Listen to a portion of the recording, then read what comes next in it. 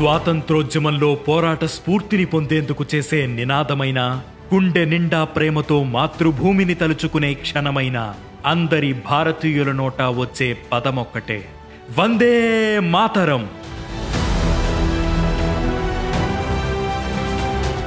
బెంగాలీ కవి బంకిం చంద్ర చటర్జీ రచించిన ఈ గేయంలోని ఈ పదం ఎందరిలోనో స్ఫూర్తి రగిలించింది.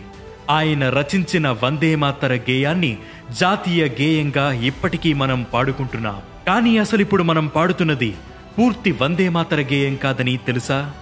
ఇంతకీ అసలు వందే మాతరం ఎప్పుడు పుట్టింది? ఇప్పుడు మనం పాడుతున్న వెర్షన్ ఎప్పుడొచ్చింది? ఈరోజు అనగనగాలో.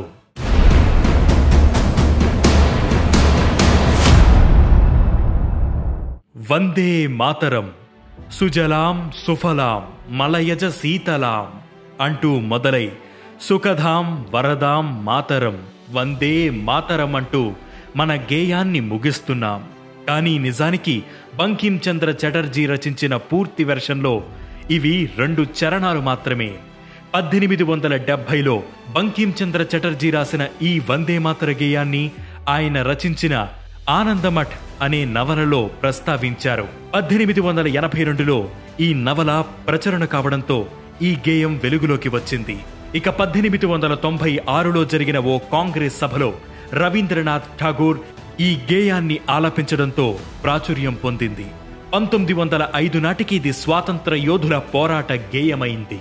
అయితే ఈ వందే మాతర గేయంపై ముస్లిం సహా ఇతర వర్గాల నుంచి అప్పట్లో వ్యతిరేకత వ్యక్తమయ్యింది.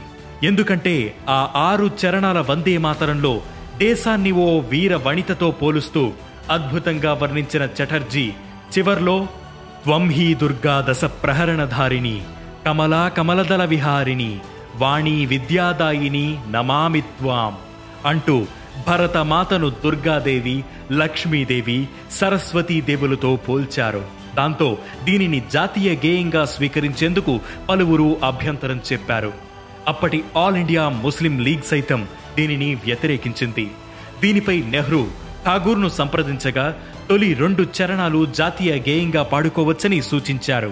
అలా మనం ఇప్పుడు పాడుకుంటున్న జాతీయ గేయం వెర్షన్ రూపుదిద్దుకుంది. 1937 అక్టోబర్లో కాంగ్రెస్ దీనిని జాతీయ గేయంగా గుర్తించింది. దావాగ్నిలా దేశమంతటా వ్యాపిస్తున్న ఈ గేయం ప్రజల్లో ఉద్యమ స్ఫూర్తిని రగిలించడం చూసి భయపడిన బ్రిటిష్ సర్కార్ 1938 నవంబర్ 16న ఈ గేయంపై నిషేధం విధించింది. స్వాతంత్రం సాధించాక భారత ప్రభుత్వం వందే మాతరంపై ఉన్న నిషేధాన్ని తొలగించింది. భరతమాతని భౌగోళిక ప్రాంతాల వారీగా వర్ణిస్తూ ఠాగూర్ అందంగా జనగణమన రచిస్తే భరతమాతకు దైవత్వాన్ని అద్ది ఆమెను ఓ దేవతలా స్తుతిస్తూ ఆమెకు గల సకల గుణాలను వర్ణించి తన దేశభక్తిని చాటిన ఘనత బంకిం చంద్ర చటర్జీ సొంతం.